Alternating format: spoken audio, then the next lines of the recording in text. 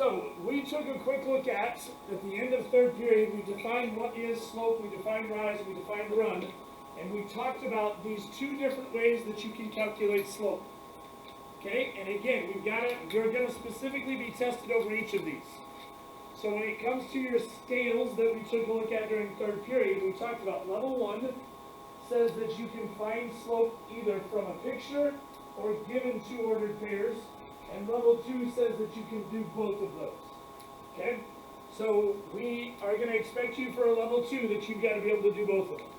Remember, if we are given a picture or a graph, we're going to just use the definition, rise over run, because it's a ratio of those two quantities. And if we are given two ordered pairs, then we're going to use this formula. And again, this formula is something that I'm going to expect you to have memorized. We will practice it today and make sure that we're good to go. But when you take your assessment, it's not going to be marked onto your paper. Okay? So, in example number 1, this is about as straightforward as you're going to get because they simply just give you the picture with the rise and the run and everything else already kind of established in this. So what it says is that a building's access ramp has a rise of 2 feet and a run of 24 feet. So again, I'm going to go back to, you guys might get bored of me talking about this as we get into some non-middle school math topics, but like, this is a construction problem. Okay? Do you realize that there are requirements on how steep an access ramp can be to get into a building? And you probably have never thought about that before.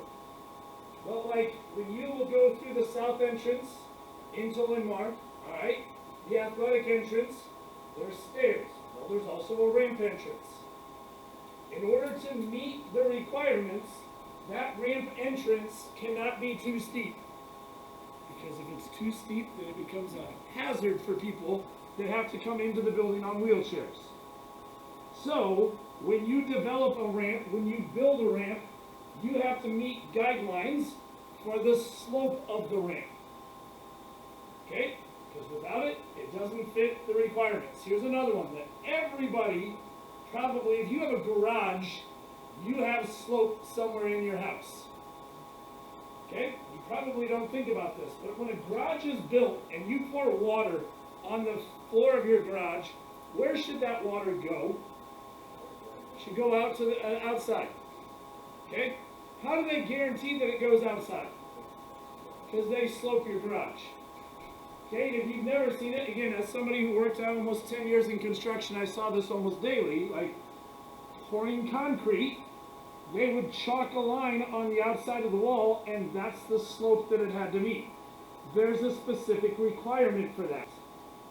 Okay, in the city of Marion, like if you were ever going to work construction, you have to learn codes in Marion, then you have to learn different codes in Cedar Rapids, and you have different codes for Lynn County, and every time you go to a different city, you have to learn their requirements. Some of those requirements talk about how steep your garage is supposed to be. And when I say steep, it's because, again, if you pour water in the front of your garage, it should float to the middle or to the front. If it doesn't, then your garage has not been built to code. But you know what happens when you don't do that? When you tear the cement out and you have to redo it all over again. And you know who gets to pay for that? The person who made the mistake. Okay?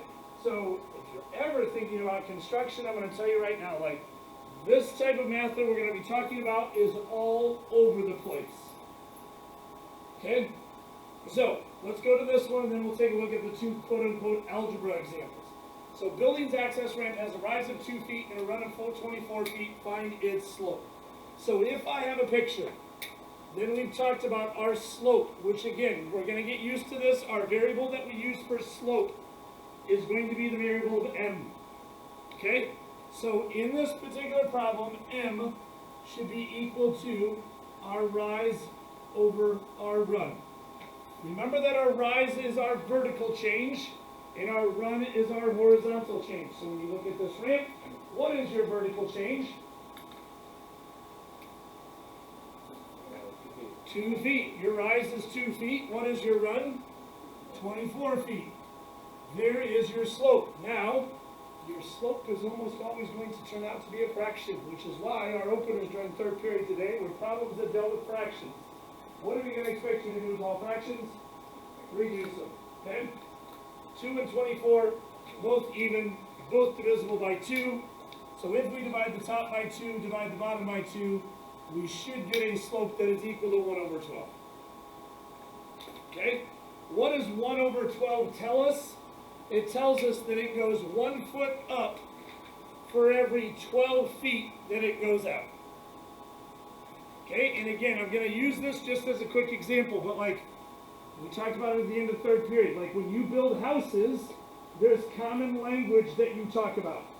So I didn't get to draw a picture of this by the end of the hour, but when I build a house, and I'm working on a house that's called an 8 and 12 house, what this mathematically means is that if I were to look at the side of the roof, okay, for every 12 inches that it goes out, it goes up 8 inches. That's what we call an 8 and 12 house. Okay? If I have a 10 and 12 house, now you might say, Mr. Tompkins, they're not reducing the fractions. No, because we always talk about these in terms of 12. 1 foot across. What this says is that for every 12 inches that I go across, I'm now going 10 inches up. So notice that the angle of this roof and the angle of this roof are now different.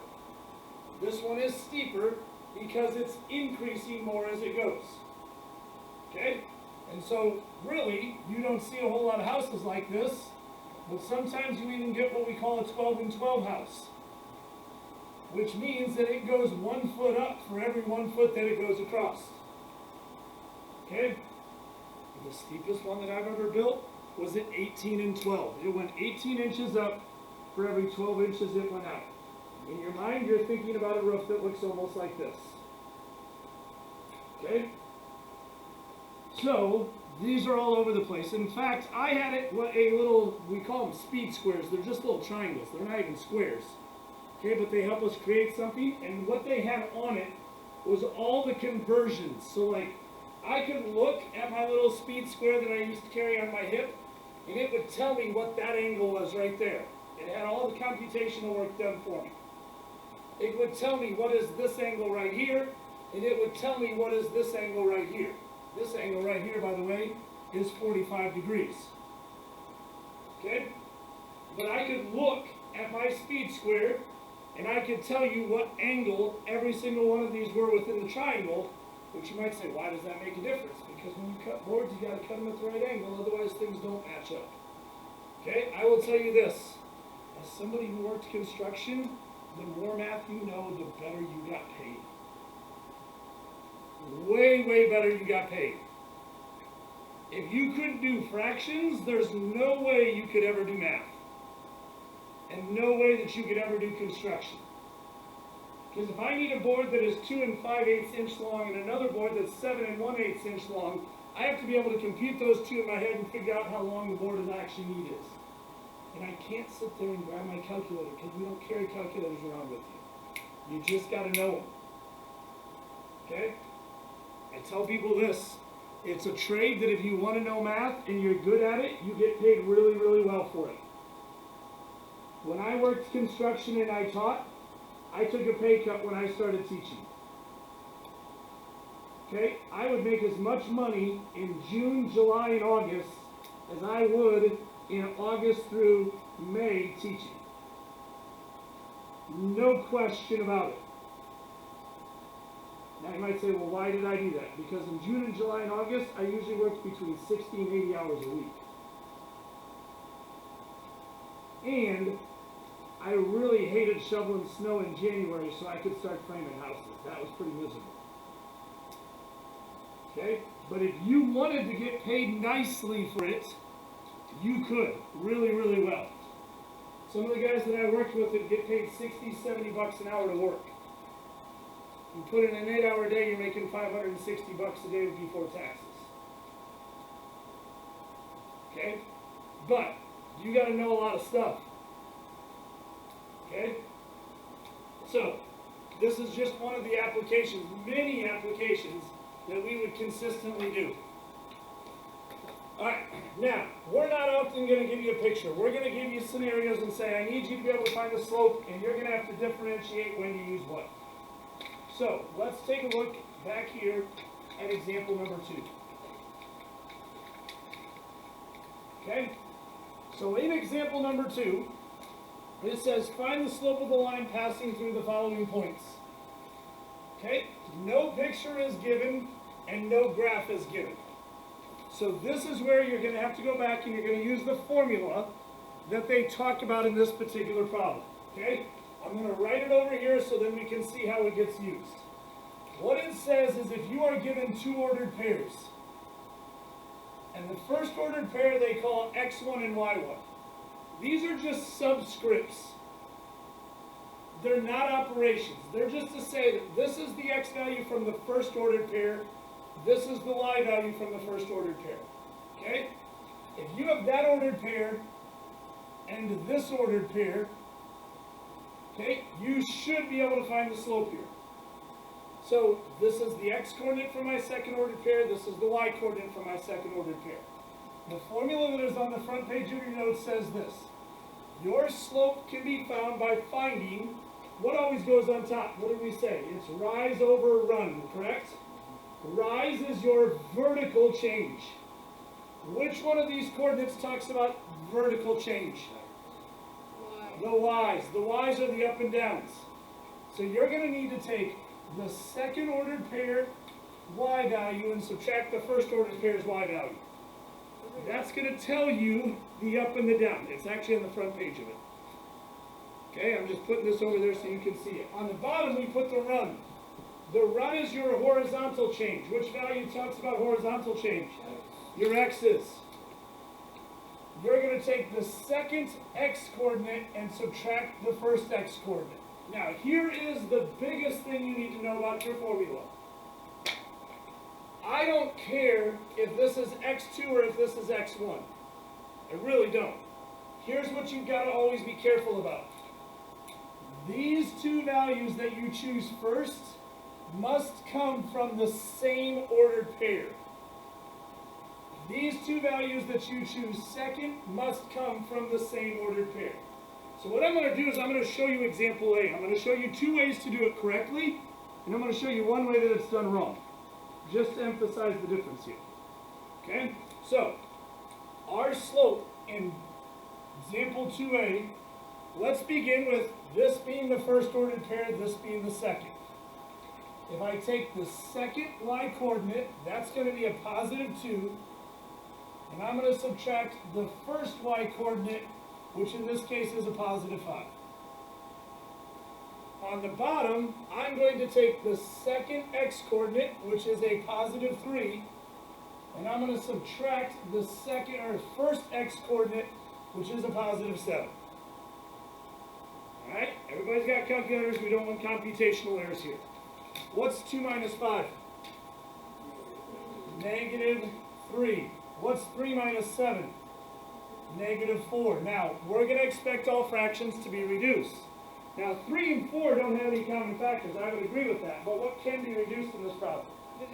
The negative. Because the negative divided by negative is a... So we would expect this to be reduced to give you a positive number. If you leave it as negative 3 over negative 4, I am going to have to count it wrong. Okay? That negative divided by a negative should be a positive. Now, just so you can see, there's more than one right way to do this.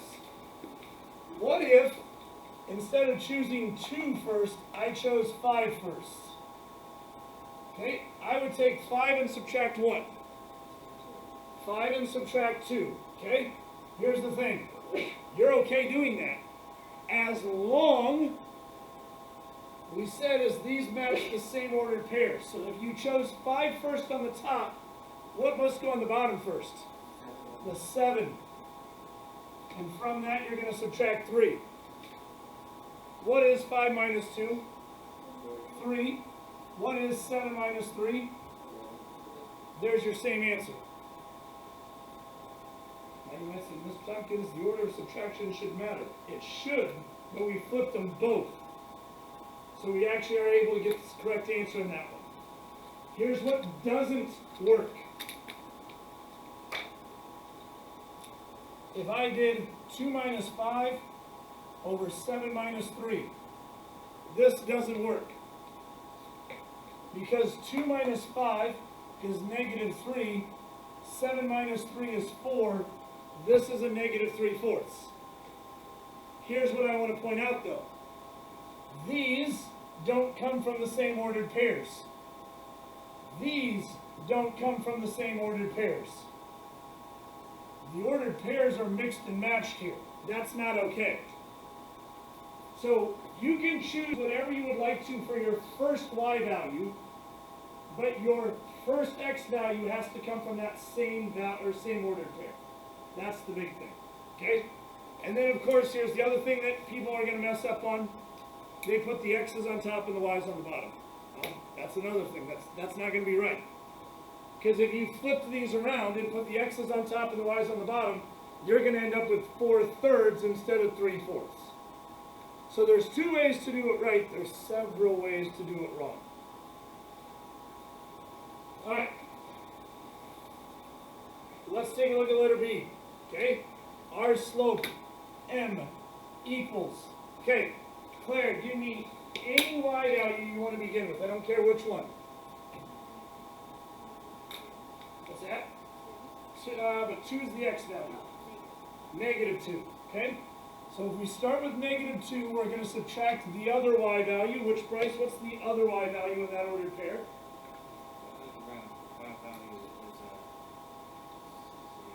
Nope, that's the x value because it's king first. I meant 4. Okay, so from that we're going to subtract 4. Now on the bottom, because Claire chose negative 2 first, Kane, what do you have to choose first for the x? Why?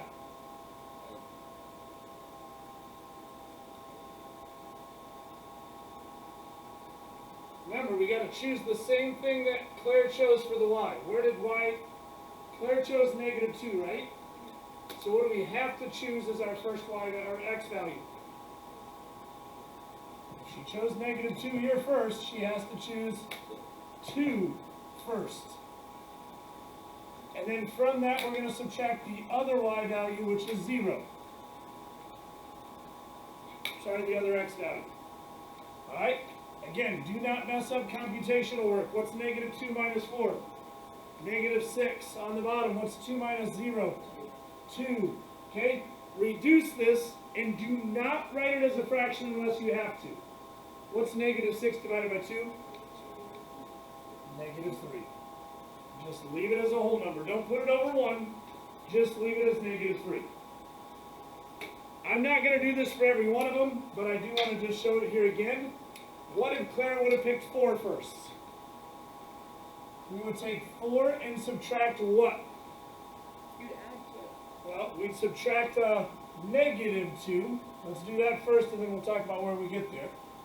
Now, if we chose 4 first, what are we putting on the bottom first? 0, and we're going to subtract 2 from that. Now, Delaney, what did you actually say? You're going to end up adding 2, because when you subtract a negative, you're going to add. And 4 plus 2 is 6. On the bottom, 0 minus 2 is negative 2. And if I take 6 divided by negative 2, I'm going to get negative 3. Again, the order that I choose my y's in does not matter. The order you choose your x's in matters. Because it's got to be the same order that you chose your y's in. Okay? Alright. Now, I want to do C and D together. I know some of you have already gone a little bit ahead, but C and D are a little different. Okay? And then I'll let you work on the next 4 here on your own. Alright. Letter C. We're finding our slope. Alright? Hayden, give me a y value you'd like to begin with to find our slope. 3. Okay, with 3, we're going to subtract, Evan, what's the other y value? We're going to subtract this 1 from it. 3 minus 1. Okay, now on the bottom, Caitlin, because Hayden chose 3 first, what's got to go first down here? This 1. Okay, from that, we're going to subtract, what's the other x value, Megan? 1. All right. Computational, 3 minus 1 is 2. And 1 minus 1 is, all right, something we need to talk about. You're never allowed to have 0 as part of your fraction, ever. But it's just a whole. It's not just a whole number, because 2 divided by 2 or 0 is not 2. When you do 2 divided by 0 on your calculator, what's it tell you? No, it doesn't. Literally use your calculator, I'm asking you. Take 2 divided by 0, what's it telling you? Divide by 0 error. How many of you have ever been told that you can't divide by 0? I have been. If you haven't been, then you can't divide by 0. I'm pretty sure we have talked about this before. So, what do? This becomes undefined. That's what you have to write. It's not like one of those, oh, maybe I'll do this. No, if you don't write undefined, it's wrong. You must write that the slope of that line is undefined. Now, real quickly, if you think about it, if you were to graph these two ordered pairs, okay, the ordered pair 1, 1 is here, and 1, 3 is here, you're talking about a vertical line here. And remember when we talked about the slope of a slope of a line, we said the slope of a non-vertical line is blank over blank. We didn't talk about a vertical line, because a vertical line always has an undefined slope, every single time. Okay? Alright. Now, we still got to look at example D. Rollin, give me a y value you'd like to begin with. Negative 8. Okay, from that we're going to subtract, what's my other y value, Monica? Negative 8. Now, Negative 8 is good. well, I don't know, that's a good question. Rollin, which negative 8 were you doing first? This one here, alright. So what are we doing first on the bottom then, Miles? Negative 5, and from that we're subtracting what, Serena? Negative 1. Lots of negatives here. We've got a minus and negative in each of these two problems. When we minus a negative, what are we doing? We're actually adding a positive. It should be 0, right? So, on the top, we've got negative 8 plus 8, which is 0. And we have negative 5 plus 1, which is negative 4. Now, use your calculators. What's 0 divided by negative 4? Is 0. So notice where 0 is in the fraction changes what my answer is. You can have 0 as an answer. You can't have 0 as part of your fraction. Notice that I didn't make it as part of my fraction anymore, did I? I simplified that. Okay? So, when 0's on the top, and there's a number on the bottom, it becomes 0. When 0's on the bottom, with a number on the top, then it has to be undefined. Yep.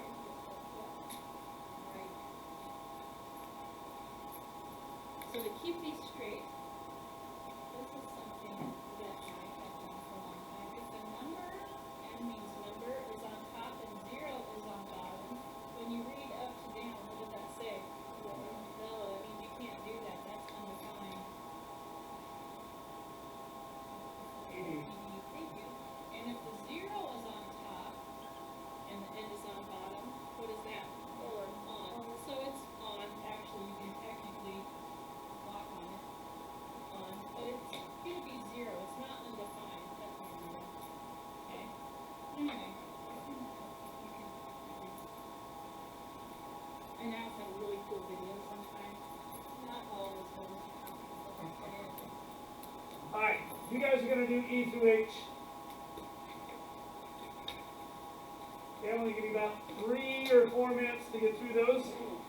And then I'm going to have them worked out up here on the board and you'll check your answers.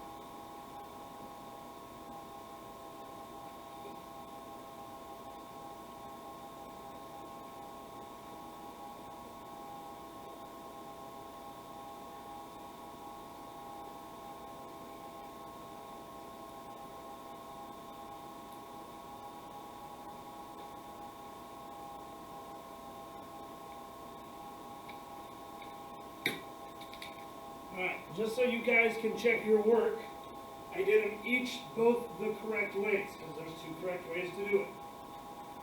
Okay, you'll notice that regardless of what I've done, we end up with the same answer no matter what, when we simplify our fractions. So like in the very first one, we have negative 3 over 2. Well, we've talked about that before. The negative on the top of the fraction is really mathematically for us the same as the negative being on the bottom, which is what happened in the second way we did it. Okay? In problem letter G, okay, we had 2 and we had 2. They both turned out to be the same whole number. Okay, in letter F, they both turned out to be 0, and in letter H, they both turned out to be undefined. Okay? Again, make sure that we are choosing those in the correct order. And that the y's go on top, because that's our rise. Okay, that's our horizontal change. The x's go on the bottom, that's our run. Okay? So questions on any of these? When I'm looking at assessments, it's not just the answer, it's also the work that goes into it. So I'll be honest. When I see people that do this and it doesn't match this, they get undefined, I still can't give you credit. Your work's got to be correct all the way through that in order for this to say, yes, I truly understand what I'm doing here. Alright, questions on those four? Delaney. Yes. The other one is what we're going to do on the next page here, absolutely. Okay. Alright. So, now we're going to slide to example 3.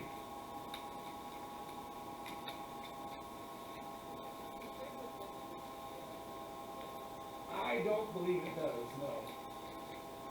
Okay, so, example number 3. Find the slopes of the lines graphed below. Alright, same thing as before, except now they give you a picture instead of giving you a set of ordered pairs.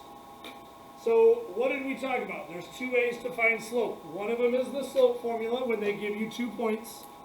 And one of them is, what's the other method? 2 R words. Rise over run. And when do we use rise over run? When you've got a picture, which would also include a graph. Okay?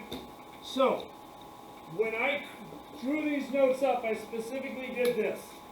You're going to notice that there's a line graphed on each of these, but also there are 2 dots that signify ordered pairs that are on this line.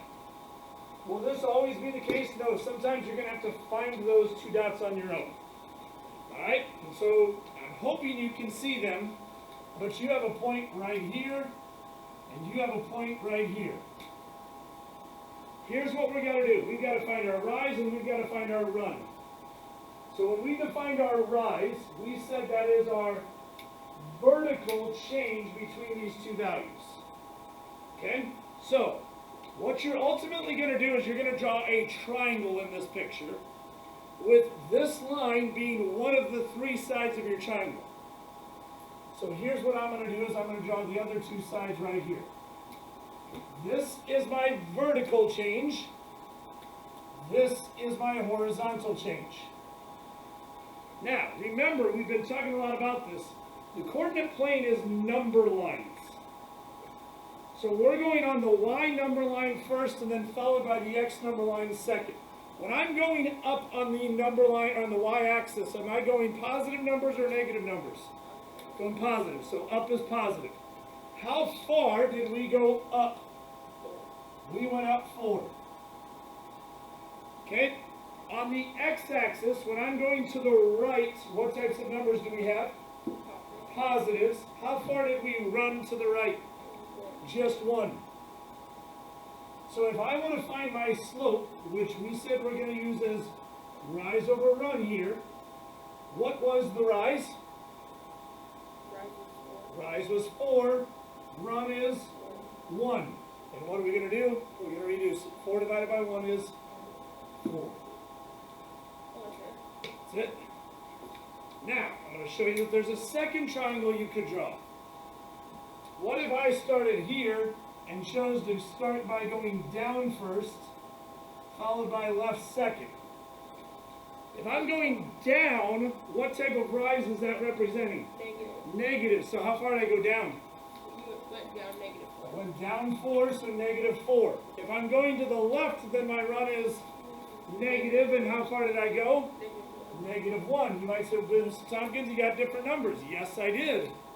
But look what happens. When I take negative 4 over negative 1, a negative divided by negative is a positive. I still get a slope of 4. That's the beauty of these lines. The slope is the same no matter where I start and where I end.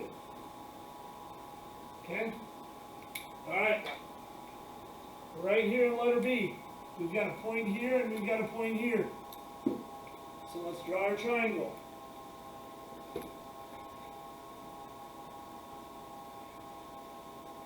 Okay, if I start at this point, is my rise positive or negative? Positive. How far did I go up? 2. Okay, now I'm to the origin, so am I going to go right or left? Right, which is positive or negative? I got a run of 3. So our slope should be 2/3. Can that be reduced? There's my answer. 2/3. What if it's what? They're all lines. No, it's like a like that one. Oh, like letter C? Yeah, it's a straight line. Good question. Well, they're all straight lines.